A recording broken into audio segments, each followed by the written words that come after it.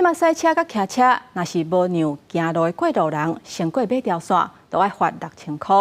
不过，伫台北的内湖，要是有人行过路口的时阵去互压着。另外，伫咧新北南口，有骑奥多摆的民众为着要让人过车路，车汹汹动落来，却是去后壁的奥多摆弄着。车动起来停伫自画线，互过路人先通过。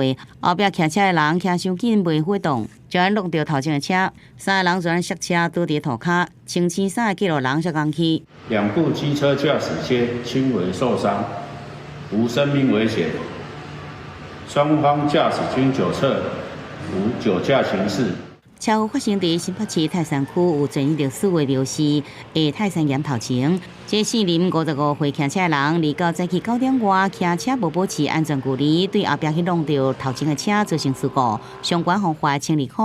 要毋过骑伫头前的车汹汹动落来，这是不是算危险驾驶咧？没有突发状况，然后任意的骤然减速或刹车的这种情况，才会构成所谓的危险驾车。有要停让行人这个情形，那是做一个刹车的动作，是不会有所谓触犯危险驾车的这个罚则。现场无车红灯，车真多，通过爱搁看时机，因为免让过路人过，汹汹动起来。警方讲，头前的车是无违法。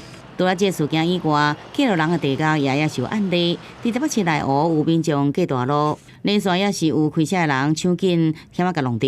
对警察署统计，5月甲6月中间2个月来，路口歪停让过路人全台就有将近4万件。记者综合报道。